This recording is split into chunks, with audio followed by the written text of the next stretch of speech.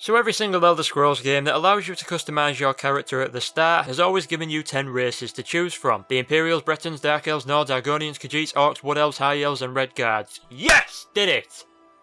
In case you forgot any of those. I don't know if Bethesda has ever considered adding an 11th race in a new Elder Scrolls game, but what if they did? Let's discuss that. Hello everyone, I am RedBeakRaven and welcome to a video where I'm going to try and answer and contemplate the question, what if the Elder Scrolls 6 introduces an 11th playable race? What could it be? What would I want it to be? And would it even be welcomed or needed? These are the questions I'm going to ponder over while I talk about and answer the main question. So first of all, this isn't a wishlist idea, this is just a hypothetical conversation between you and I. It's just I'll be doing most of the talking. Anyways, so let's imagine it. Bethesda reveals the next Elder Scrolls game in 2020. I'm not joking there because that's a realistic guess at when we might actually hear about it. They show off some character customization and show us that there are now 11 races to choose from. Let's start with what that race could be. Well, there are plenty of races that would be great for us to play as, but I believe one of the reasons for why we have the options we have now is that those races are the most common ones found in Tamriel, or at least the most common appropriate to play as races. There are a lot of other races in Tamriel, but the majority of them wouldn't really be ideal to play as.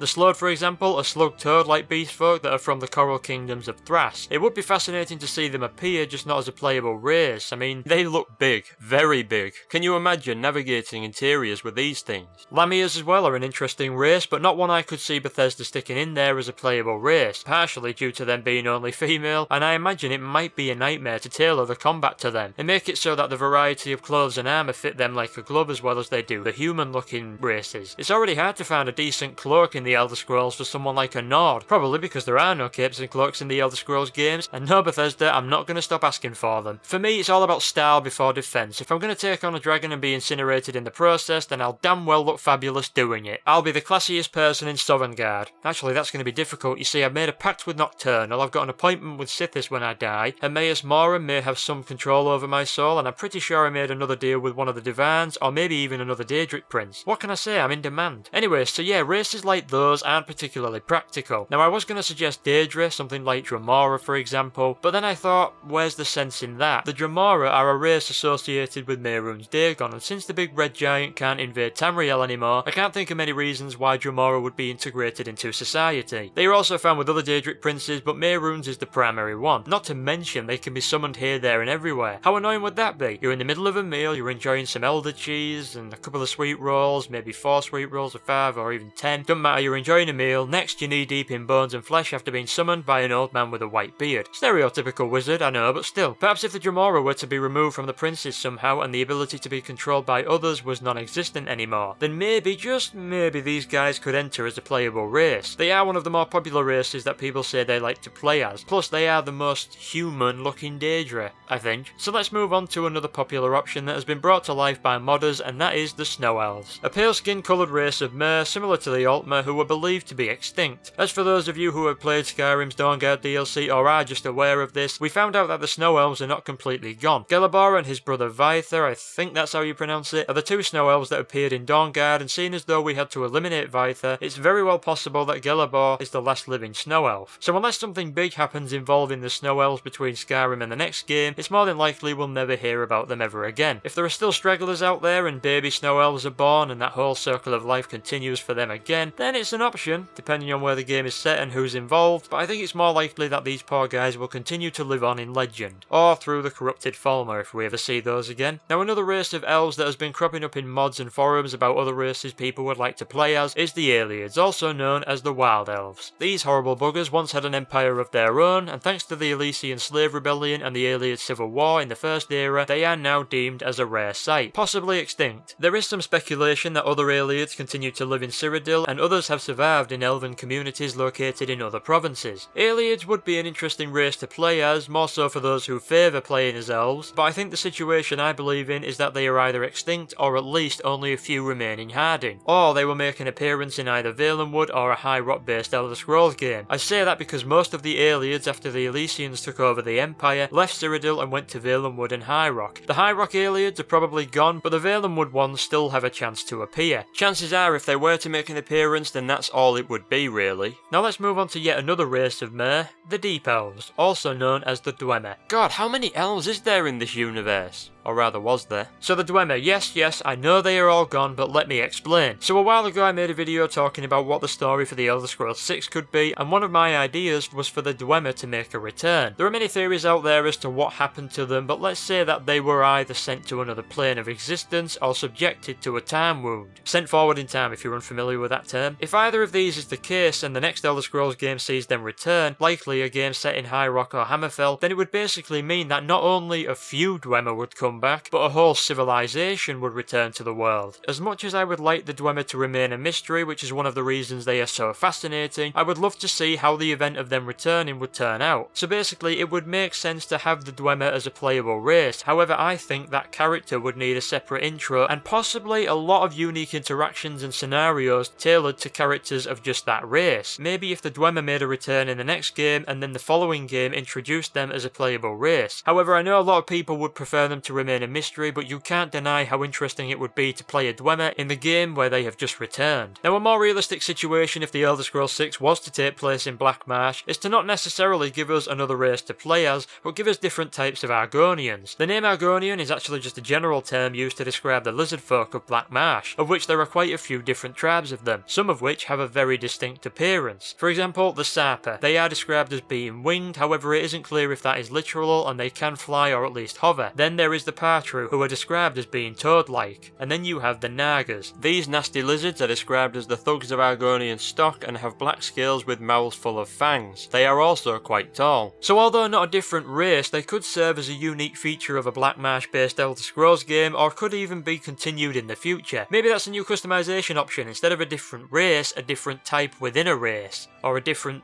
type of race, or a... you get what I mean. This actually helps the argument that there is a nice balance of race options and that we don't need anymore. We have 4 men, 3 mer and 3 beasts, or 4 men, 4 mer and 2 beasts, which is the argument against the saying that we don't need anymore. People still debate on whether orcs should be classed as beast folk or mer, but I think Bethesda classes orcs as mer, and I too would think that really. Orcs that are in anything fantasy wise are generally based off the orcs present in J.R.R. Tolkien's work. In The Lord of the Rings, orcs are described as elves who have been tortured by evil and twisted into orcs. And seeing as though orcs in the Elder Scrolls were supposedly created after Trinimac became Malakath after being defeated by Boethia, Trinimac being an old Mary god worshipped by the Oldmer who are the mer, so some way or somehow orcs are more elvish than beast. It just makes sense, okay? It works. It just works. Anyway, so a popular argument is to truly balance out the races by introducing another beast race. Now for me, there are a few options here, but the main one is the Imga. So the Imga, also known as Grey Apes for obvious reasons, are actually the natives of Valenwood. They consider the Altmer to be superior and basically play dress up all the time, practice with dueling swords and try to speak often in a refined manner. To make a real life reference, I'd say it's like Attila's Huns trying to be aristocrats. Shut up, it makes sense. It does.